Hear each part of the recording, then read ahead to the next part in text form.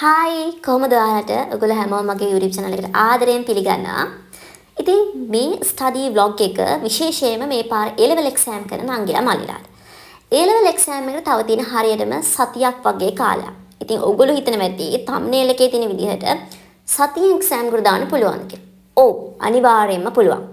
ඉතින් අපිට කරන්න බැරි දෙයක් නැහැ. අපි හිතුවොත් අපි උත්සාහ කරොත් අපිට කරන්න බැරි දෙයක් නැහැ. ඉතින් අපි බලමු මේ exam A-level exam එකට සතියක් තියෙද්දි කොහොමද අපි වැඩ කරන්න ඕනේ කියලා.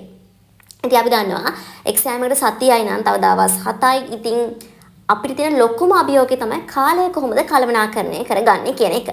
time management තමයි මේ සතියේ වැදගත්ම දේ. ඉතින් අපි දන්නවා අපේ subject 3ක් තියෙනවා A-level exam එකට. මේ subject 3 අපිට පුළුවන් time table එක බලලා කවද අපේ exam dates වැටලා තියෙන්නේ. මේ subject කවද තියෙන්නේ. මේ subject කවද තියෙන්නේ. ඊළඟ subject කවද තියෙන්නේ කියලා බලලා ඒ dates අතර පරතරය අනුව අපි පාඩම් කරන දින වෙන් කරගන්න පුළුවන්. ඒ විදිහට ඕගොල්ලන්ගේ time table එකට ඕගොල්ලෝ කරන subject අනුව ඕගොල්ලන්ගේ පාඩම් කරන කාලය ඕගොල්ලන්ට ආවේනික විදිහට හදාගන්න පුළුවන්.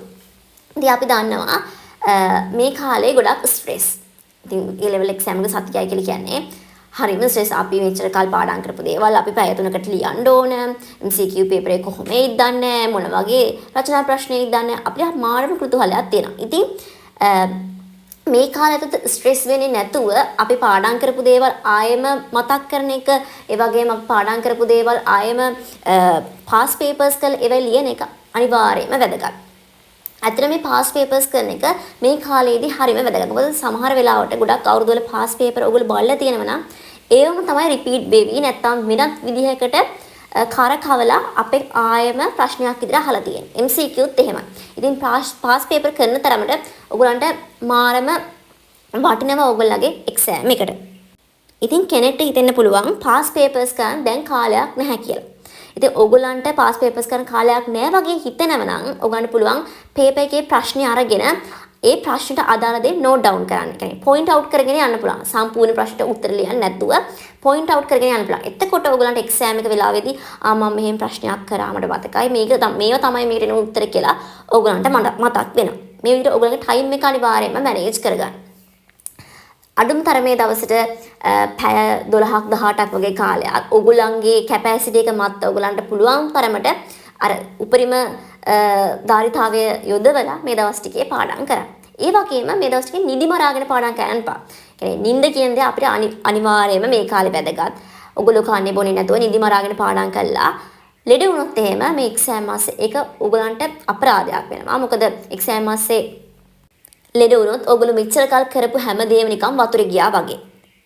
ඒ නිසා අපි කන බොන දේවල් ඒ දේවල් හැමදේම පිළිබඳ මේ සතිය ඇතුළතදී උපරිම අවධානයෙන් ඉන්න.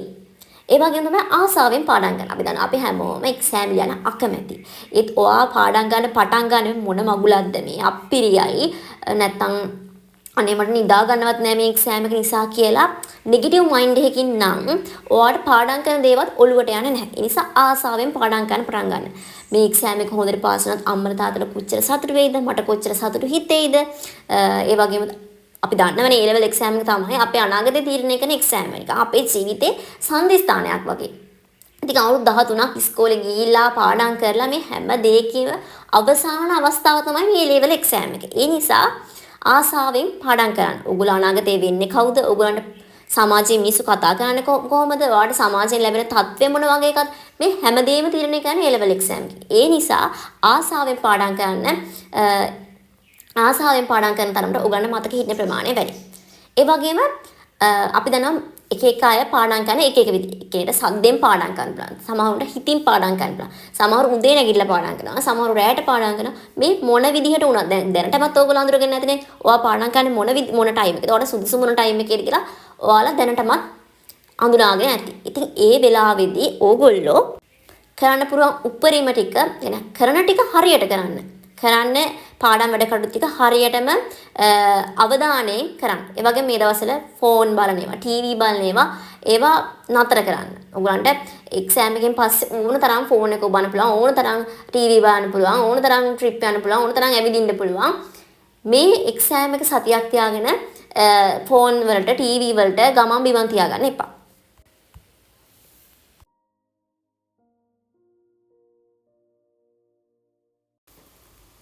එක්සෑම් එකට කලින් දවස. එක්සෑම් එකට කලින් දවස කියන්නේ මාරම ස්ට්‍රෙස්ෆුල් දවසක්. A level එක්සෑම් එක හිට අද කොහොමද අපි ගත කරන්නේ? සමහර ළමයි පුරුදු වෙලා ඉන්නවා සිලබස් එකේ සමහර පාඩම් අතාරින්න. මම මේ පාඩම් බලන්නේ, මේ පාඩම් බලන්නේ. ඒකෙන් ප්‍රශ්නයක් අතාරිනවා. එහෙම කියලා. නමුත් මම යෝජනා කරන මුළු සිලබස් එකම පාඩම් කරන්න. මුළු සිලබස් එකම බලාගෙන යන්න. මොකද අපි දන්නේ නැහැ මොන පාඩමේ මොන විදිහට මොන ආකාරයේ ප්‍රශ්නයක් හදයිද කියලා. ඒ නිසා අර රිස්කි දේවල් කරන්නේ නැතුව ඔක්කොම පාඩම් ටික පුළුවන් තරම් පුළුවන් උපරිමයෙන් බලාගෙන යන්න. ඒ වගේම එදාරයට කොත්තු රයිස නමනම් කන්න නැතුව ගෙදර හදන දෙයක් කන්න, පැය 4-5ක් නිදා ගන්න.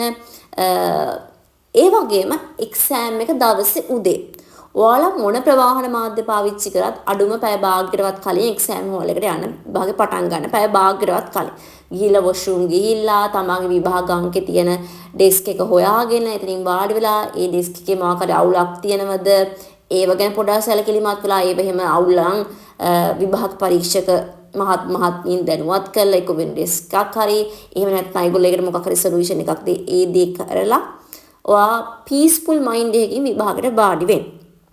ඊට පස්සේ විභාගේ පේපර් එක දුන්නම හරියට විභාග අංක ලියන්න. හොඳට බලලා ඩෙස්ක් එකේ තියෙන විභාග අංකය, ඔයාගේ ඇඩ්මිෂන් එකේ තියෙන විභාග අංකය හරියට ලියන්න.